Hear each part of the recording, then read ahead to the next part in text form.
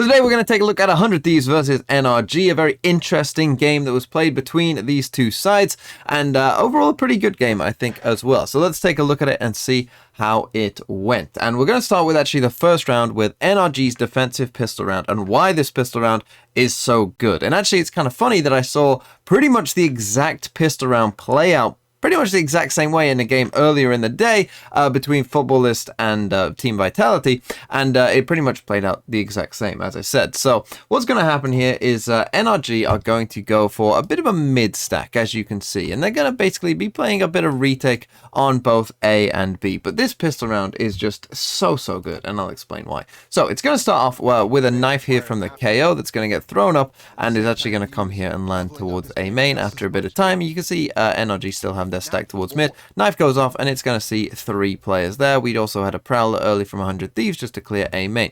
But you see, after that knife sees 3 people, obviously they know the bulk of 100 Thieves are there. They start to push up a bit more in mid and get a bit aggressive, and the Sova comes across to rotate towards A, expecting that a hit will come up. Now 100 Thieves pause for a bit, and we get this quick little fight between the two chambers here, seeing each other in that spot there. So 100 Thieves think about, oh, okay, they've pushed up mid, so maybe we need to go and take that back. So they initially come back to try and see if something's going on. EU does retreat just to try and scare them there, but you see 100 Thieves are quickly running in towards the A site instead. But this is where the pistol round, this genius of this pistol round, comes in for NRG, because of course if they do decide to come to mid pretty early on, right, you're probably going to surprise them with how much of a mid stack you have, right? And you're playing retake both on A and B, and I talked about in this video of how to win more pistols is to basically have a plan and dictate the round. If you can dictate where the round is going to go, try and do that. And you see that even though they're on the defensive side, NRG are dictating this round, right? They're either saying, we're going to have a big fight in mid, or we're going to retake on you on A or B, right? They have a set plan. This is how this round is going to go, and there isn't any other options, basically. And so with that in mind, that means that when 100 Thieves decide to come onto this A site here, you see, they're going to use all of their utility, right? Obviously, to take the site, they're going to use a Fate Horn, they're going to use Omen Flash here, they're going to use basically a KO Flash as well, right? They're going to use all of their utility, obviously, to get in onto the site, Sage Wall as well, right? But the thing is, of course, because they were all in mid, no one is rotating across from B, and they've had pretty good info as well that they are coming towards A. So that means that, you know, they're already here. NRG are ready to do this retake. And here's the crucial thing. We are in a very initiator meta, right? And so because initiators, the way that their abilities work, they come back after a certain amount of time. 100 Thieves have just used all of their initiator abilities pretty much to try and get in onto this site. But NRG are running the DRX triple initiator comp, and they really haven't used any. They used a knife right at the start of the round, but now enough time has passed that that KO knife has come back, and now they just have full utility for this retake, basically. And on a pistol round where, you know, there isn't much utility, or as much as in other rounds, utility is really important in those rounds. And if you can bombard your opponent with utility and they can't respond, well, it's going to play out like this, as you will see. Because what's going to happen here is they start breaking the wall instantly, right? Because they're already here. KO knife comes in. You see the shock darts start to come in as well. We're going to get, in time, an Astra Suck in here as well. And we're about to get a Sova Dart and then a Fate Haunt coming in as well. And all of this is going to cause some problems for them. So in comes the Sova Dart, in comes a Fate Haunt there as well, as you see there. We're going to get a KO Flash as well, and you're going to see that all these kills that NRG start to get have assists on them, right? People getting hit by the Astra Suck, people getting hit by darts, by flashes, and there is no response from 100 Thieves. They don't have a response because they don't have any utility to use, because they used it to get onto the site, which turns out was actually free to get onto. So that means that this retake just ends up being absolutely easy. They spot the chamber, of course, in short as well, and try and push him off. So we end up with Will in a 1v5, completely unwinnable, and they end up just mopping up this round. NRG. This pistol round is extremely good because NRG are completely dictating the round, and it means they can go for a very fast retake. As you saw there, they're all in position long before the spike is even down, and they go for that retake very quickly, and they have utility. 100 Thieves don't, and they absolutely destroyed them. And now let's come to round number 10, a very interesting round indeed, and I am a bit of a sucker for a fake, so let's take a look at this round, because 100 Thieves are going to basically tell NRG, we are going for a fast B split. Here we go. Prowler, in comes a KO knife as well, right? And they start to run up here. Sage Slow comes down. They're going to go for a quick flash. They're going to destroy the trademark right there. They're actually going to put up a Sage Wall here as well. They've put in this Omen Smoke down here. It all very much screams out like, you know, here we go, we're doing this, right? But the thing is, they're not. doing that. They've actually gone and put Stellar, I think it is, yes, on top of this wall, which I love as like an extra little added element to this, right? Just kind of an extra thing for when they go back. You know, they know that people are going to be crossing here, whether it's the first time or the second time when they come back and realize it's a fake. So putting this guy on the wall as a potential to get a free kill, which will happen, is just absolutely genius. So as we run this forward, though, what's going to happen is we're going to get the response from NRG. They're going to put down this Silver Dart. They're going to put an Astra Suck in here as well. The rotates have started to come in, as I've said, but we actually get an Omen TP back towards A. So this is kind of their first clue that, you know, actually they are going to come towards A. And actually what's going to happen here is that Tex is going to kill the Omen. However, this doesn't necessarily mean that they are going A, right? This Omen could have done this here to potentially, you know, try and come back behind as like a quick flank. So it doesn't necessarily mean, yes, we are coming back towards A, but Tex does kill it. Now, now the pivot starts to happen though, right? As we get, we're going to get the first kill here on top of the wall from Stella. As I mentioned here, he's going to find his free kill there, drop off, and then they're going to pivot back towards A, and obviously they know that Tex is still there with this operator. Now, Tex has an interesting setup, is what I would say, with his rendezvous, because he has one pretty much where he's standing, and he also has one in hell here as well, which is, I would say, quite risky. You know, like, if he does miss this shot, as people are, like, you know, funneling in onto the site, particularly as now he's alone, he very easily could be caught off here, right? Like TPing into hell. So maybe not the wisest choice here. And he actually used it to try and rotate, but then the Omen TP'd, and so he stayed back. So he is going to have it back online, but he doesn't really use it there, and does die. And as I said, it's a bit of a weird setup to have your two rendezvous, you know, kind of right next to each other, in quite a risky position in hell there. But either way, 100 Thieves get in onto the site, and we end up in this 4v3 retake. However, the problem that 100 Thieves are going to have is they are still running up against a Fade, a Sova, and a KO. And this is really the strength of this comp, is your retakes are pretty insane. Even if only these three agents are alive, because what's going to happen is we're going to get Knife, and you're going to see that being revealed is kind of OP in this game. I'm sure many of you already know that, but they know that three are pretty close to them, right? This knife wasn't thrown super deep or anything, you know, this is a pretty close knife overall. So they know that, you know, well, the three of the four are actually pretty close to us. So what's going to happen is they're then going to send in Shock Darts, they're going to send in the Fade Seas, the Fade Haunt, the Sova Dart, right? It's all going to come in here. I actually think the Sova Dart is maybe to check that no one is coming up behind them, which is a real threat, right? They've seen three are here, but there is still one potentially doing something like this, and I think that's what this Sova Dart is for. To be honest, I don't think I've really ever seen it. But anyway, the Fade Haunt is going to reveal them all anyway. It's kind of in a perfect position where the KO can't really shoot it, and so you see, as they start to come in, they just start destroying them as they realize where they are. They start fighting as a team. The Odin just starts spamming down on Will, so he feels like he can't really swing out, and they just absolutely destroy them. They know this last guy's here. We even send out the flash, and Ethan just running with the Odin manages to find that kill as well. And yeah, this is the strength of this comp. 4v3 retake, but honestly it looked like they had no chance the way that one kind of went, because it being revealed is just kind of OP, and so the KO knew that there was three close. The Fade Haunt started just pinging people out, and 100 Thieves basically just got destroyed. And now let's come to round 12, and in this round we're going to see how just minute decisions can make a big difference in a round, and the way a round plays out as well, because we'll see here in round 12 what we're going to start off with is kind of the Leviathan, you know, dart, flash, you know, seize combo, try and spam with an Odin.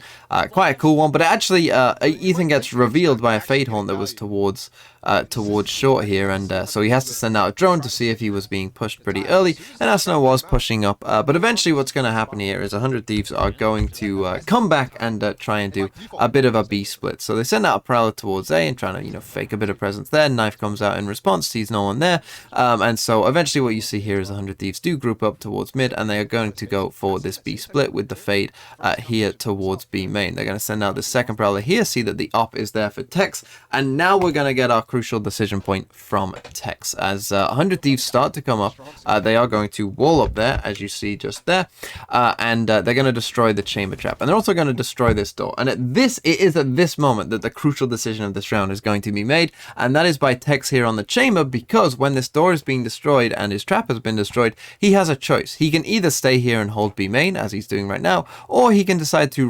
rendezvous away now, right? Obviously, he kind of can't a bit later because this door's going to be destroyed and they're going to be coming in here. So he either has to do this now or never, essentially, and he's going to pick never, but you're going to see how just that small decision is going to like force this round in a certain direction, because if he does TP right now, which I would say would be the safer of the two options, that means that him and EU can basically just fall back onto the B site, right? Just kind of wait for their teammates to come and rotate in, just hold each side on their own, and, you know, potentially they'll be okay. Obviously, we would see how it goes. But because he's going to stay, it's really going to force this round in a certain direction. And you'll see what I mean. As 100 Thieves start to come in onto the site, but actually they pop the KO ult from Som.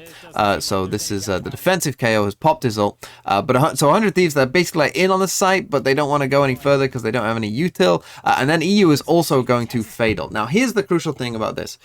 EU now, knowing that they've broken the door and that they're, you know, pretty much on the site, he can't hold this for Tets, right? Because he's worried that 100 Thieves might just come down here, and if he's holding this, he'll just die, right? So he can't hold that anymore, so he has to fall back deeper in onto the site to give himself a fighting chance. And so what that means is, that means that Tex has to push now forward in B main, because now he is worried that no one's holding this for him, that, you know, 100 Thieves could come back the other side of B main on him and get a free kill. So he now is forced to push B main because of that earlier decision, and because now he's being forced to push with an op, what's going to happen is, even though 100 Thieves get fade ulted, K ulted, he still has to push because they do not know what's going on there. So this is the correct decision to push, but it's not ideal to be pushing out B main with an op. You know, you'd much rather be holding with an op than pushing with it, and he's going to run straight into Derek and die right there. So again, that small little decision is going to give 100 Thieves the first kill. However, 100 Thieves still are suppressed, and they still are, you know, now deaf by the fatal as well, so they don't want to move because they don't know what's going on. They don't have util, right? It's not an ideal situation. So they just hold for a second, and that gives time for the rotates to come in from NRG, and they just spam, and they actually manage to kill Asuna there. We end up in a 4v4, but the thing is, now that, you know, they can hear again, and now that they aren't suppressed, they're now ready to come in onto this site. And so now EU again is still in a lot of trouble just having to hold here on the site on his own. So you see 100 Thieves start to come in, but now Som is going to try and help out his teammate who's in a lot of trouble, but guess who is the one that manages to kill Som? It is, of course, our friend again, Derek here, who got that first kill. He's now just watching for this exact thing, and he's going to now go and pretty much, you know, secure this round for 100 Thieves by getting that second kill. Bang manages to kill EU, who's always in a lot of trouble. We end up in a 4v2, and 100 Thieves will go on to win this round, as you'll see in this 4v2. But I thought that this was just an interesting round in terms of, you know, that just that one small decision, which I won't say is like an ultimate mistake. You know, it's very difficult to know how things are going to play out from there. But just a tiny little decision can sort of force a round to go in a different way. This round, I think, would have played out very differently had he decided to rendezvous at the moment that they destroyed the door. But you know, he ultimately did not make that choice, and obviously it did end up with them losing this round. So kind of a crazy round, kind of an interesting round as well, but 100 Thieves did manage to win it. Now let's come to round 16, where there's going to be a mistake in this round that is going to force NRG to do something that I honestly think more teams should try, to be honest. So what we're going to start off here with is NRG taking some early mid control. They've used the dart, they've used the knife, they used the prowler, all very normal stuff. And, you know, with the comp that they're playing, the triple initiate comp, you are going to often take mid control because you want to do a lot of mid splits, which both teams did quite a lot. So you see that they start to get pushed up here, and they take this early mid control, as you see. But what they're about to do is run like a bit of a fake, right? They're just going to throw like a fake punch in there because they're going to drone down towards short, and then they're actually going to send an Astra Smoke in here as well, as you just see there. So after the drone goes, they're going to send in this Astra Smoke there, which is going to hold Asuna in this position. But then he knifes this. You might have just seen a knife came in here, and it doesn't see anyone. So Asuna is like, you know, I'm not too sure that they actually are that close if they don't have any pressure towards a main at all or anything like that. So actually then they start to run this beast split, but Asuna, as I said, is already walking back, and they only have one smoke left, which they decide to put here. But that means that what's going to happen is as that is coming across here, Asuna is just going to catch Hazed, making his way across from this position, because they've only got that one smoke left that they want to put down here. You'll see it, I think, here They just catch each other briefly. But Hayes actually does manage to get through. But this is going to be a mistake because he does manage to get through and the rest of the team are ready to do this B-split. You know, they're sending in a Silver ult as well down here, right? We've got the KO knife, we've got a Silver ult coming down here. It all looks like ready to go, right? We've got the B main control, we've got the mid control. Everything is in position. This is like, as we drew it up, but for whatever reason, Hayes, and he has the spike, is going to decide, even though I'm pretty sure he's got through, like, you know, we are looking at the map, so maybe it's not quite, but I'm pretty sure he got through because he's going to step back, as you see there, into that fight and die. Now, maybe he was still being caught by the bullets and kind of had to go back. I'm not quite sure because obviously we can't see his POV. But either way, he does die there to Asuna. And we end up in this position where, you know, they've lost Spike. So even though they do actually manage to come in onto the site and they still feel like, we could do this, they don't have Spike. And so they feel a bit lost. But that's going to force them to do something, which I think, again, I believe is actually quite strong, but you don't see teams do it often, and that is fighting as a team down here. You sometimes will see like one person go down here, you know, maybe they'll leave a lurker to try and do this every so often, but just actually as a team being like, no, let's push the actual spawn itself, because obviously the spike got left there, so they have to go and retrieve it, so they have to go and fight for it, thinking the 100 Thieves are going to guard it. So yeah, they just go and fight as a team, and they win those fights because they're all just swinging as a 4, and they again just miss the timing here on Asuna, but then Ethan picks up this gun, he guards them behind, hits 2 nice shots, and we end up in this position where they will get the spike down, and Ethan will manage to secure the round for NRG as well. Kind of a cool round, kind of a weird round, pushing spawn, not something you see too often, but a big win for NRG. And now let's come to round 23, where I think the pressure might have just got to NRG a bit. They're going to make an interesting choice with their buy here. You can see that they don't have much money left. It's 11-11 currently, and they're going to go for a 3 Stinger buy, which, you know, is that really good enough to potentially win this round? I would argue probably not most of the time, and obviously it means that their buy for the next round isn't going to be great either. I can understand why they maybe thought about going for it, but even little things like, you know, Texas playing Chamber, he has the Headhunter, but he's the one with a rifle. Could he not, you know, just try and use the Headhunter and, you know, give his gun to someone else? You know, little things like that. He's also one off his ult as well, so maybe they could just go for the Chamber ult this round and try and get a kill from that. But instead, no, they're going to go for the Stingers. But in fact, the main obstacle to them in this round is their choice of strategy, because they're just going to run it down A. But with their comp, the no duelist triple initiator comp, you kind of can't just run it down A or B main. It simply doesn't work. You know, you don't have any space creation basically, right? So you don't have anything to actually send you through this choke point really. So basically a couple people are always going to die in that choke point anytime you try this, even if it's just one person on site with just a gun. They can just hold down left click, right, and just spam the choke point, and you're in a lot of trouble if they do that. So yeah, you're gonna see they try and send it a bit quick, you know, try and catch them off guard a bit maybe. Asuna is actually gonna pop his ult as well, and they do start to come in onto the site, and they get, you know, Som gets pretty deep here, but he's gonna get flashed. Asuna flashes through the smoke and manages to get some kills as well. They start to come in, and you see, yeah, a couple of people do die right by the choke point, as is always the case, because you can't really do this with this comp. Ethan ends up in a 1v4, makes it a 1v3, but obviously only still with a Stinger. Not really ideal, and eventually he will die here, and 100 Thieves will manage to win this round, as you see just here. And so let's finish with round number 24 and see what happens in this one. We're going to see some interesting things off the rip. One is the fact that Ethan again bought a Stinger for this last round, despite the fact that he could afford even a Guardian, Bulldog, Spectre, whatever it might be. As I said, I think they have just a bit of a Stinger fetish here in NRG, and I'm not quite sure why, because the Spectre is better than the Stinger. So yeah, I'm a bit confused by that overall, but either way, we end up in this situation. We're going to see some early mid pressure here, as we see from the dart. We see KO knife comes in, and Will is forced to TP away. Now, interesting decision by Will is he bought himself a rifle as well, but left it by his initial spot. Obviously, he's playing Chamber, so he TP'd away, and you're going to see that the observers were like trying to tell us this, right? Like, hey, here's this gun, and they don't all have guns. If they come here, they just gave them a gun for no reason. They actually think the chamber trap's here. Obviously, it's not. So, little mistake by Will there as well. But eventually, what's going to happen is they're going to try and run a fake, as you will see, as they start to come up towards the B side of mid here and push up this angle. They smoke this off, as you can see, and they start to smoke as if this is going to be a bit of a B fake. The dart comes in. They start to get some aggression. You see the ping start to come up from 100 Thieves. They send in the fade ult there as well, right? They're starting to come in. Prowler comes in. Knife comes in, right? But whilst actually what's going on is you see we have these three players here.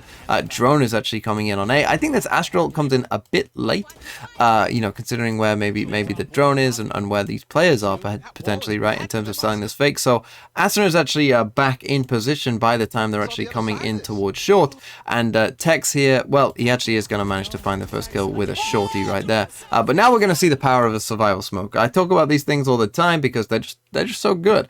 Where you just put a smoke when you're on the site on your own, right? Look at this, look at the map. Look at the position that this Omen is in here, right?